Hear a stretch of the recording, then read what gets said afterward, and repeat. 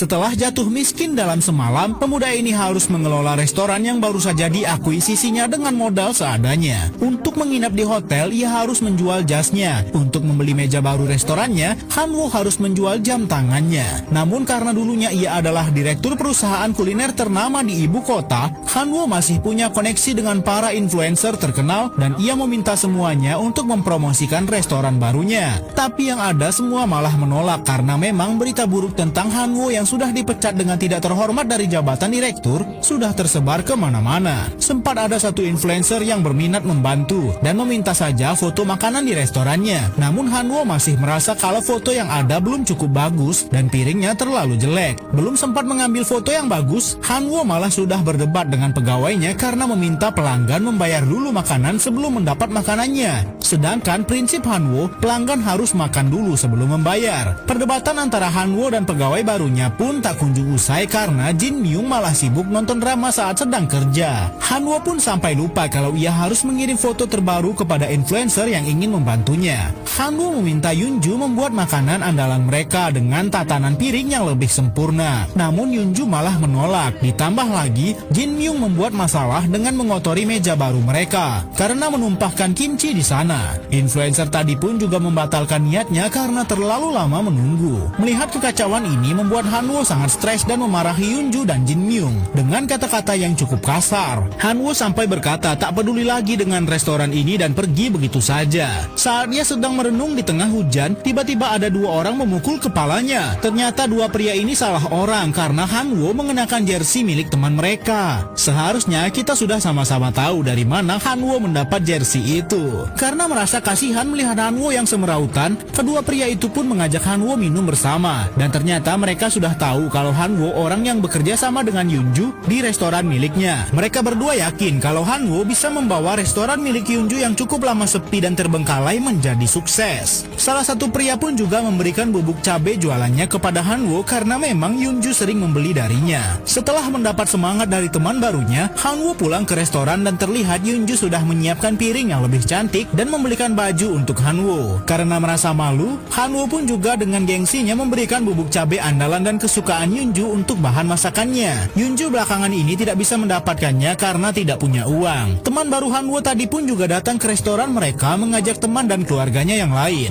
Inilah untuk pertama kalinya restoran Yunju ramai pengunjung. Selama ini Yunju tidak pernah mencoba memasarkan restorannya dan Hanwo berhasil melakukannya. Orang-orang yang datang pun juga baru tahu kalau masakan Yunju sangat lezat. Mereka pun berpendapat bahwa tak seharusnya restoran Yunju selama ini sangat sepi. Untuk merayakan keberhasilan mereka, Hanwo, Yunju dan juga Jin Myung akan pergi minum bersama. Namun baru saja keluar dari kedai mereka, tiba-tiba ada mobil yang menghalangi mereka dan turun satu orang pemuda yang terlihat teler. Orang itu marah-marah kepada Hanwo dan Yunju karena sudah merebut pegawai andalan di restorannya. Jin Myung ternyata dulu bekerja di restoran milik keluarga pemuda ini selama 15 tahun dan keluarga pemuda ini belum bisa terima kepergian Jin Myung. Alasan Jin Myung kepada keluarga pemuda tadi juga membuat Hanwo marah karena ternyata Jin Myung sudah membual kepada bos lamanya kalau di restoran baru milik Hanwo ia akan dibayar 10 kali lipat. Padahal kan nyatanya tidak begitu. Jika tidak membual seperti itu, Jin Myung tidak akan dibiarkan pergi karena memang dirinya adalah karyawan andalan di restoran milik pemuda ini. Ayah pemuda tadi pun sangat marah karena Shin Chun tidak bisa membawa kembali pegawai andalan mereka. Sementara itu, karena terlalu banyak minum, Hanwo dan Yunju sepertinya sudah mulai teler. Di tengah kondisi seperti ini, Hanwo mendapat kabar bahwa kakaknya malah memperkerjakan mantan pacarnya sebagai koki di restoran miliknya. Kakak Hanwo sudah melakukan banyak cara untuk menjatuhkan Hanwo. Karena sudah tak tahan lagi, Hanwo pun langsung mengirim pesan suara kepada mantan pacarnya dan ia tak sengaja keceplosan bahwa ia akan membalas perbuatan mereka semua setelah berhasil mencuri resep andalan milik Yunju yang begitu lezat. Dengan resep itu, Hanwo akan membuat restoran tandingan untuk menjatuhkan mereka semua. Yunju yang setengah sadar pun tak sengaja mendengar ucapan Hanwo. Untunglah saat itu ada Shin Chun yang datang dan mengalihkan perhatian Yunju. Hanwo yang kesal melihat Shin Chun menyentuh Yunju malah mengajaknya berkelahi dan saling jambak-jambakan. Tak tahan melihatnya, Yunju langsung memisahkan mereka. Lalu setelah itu, barulah Yunju mempertanyakan semua maksud dari omongan Hanwo kepada mantan pacarnya dan meminta Hanwo jujur apa tujuannya datang ke restorannya dan mengajaknya bekerja sama.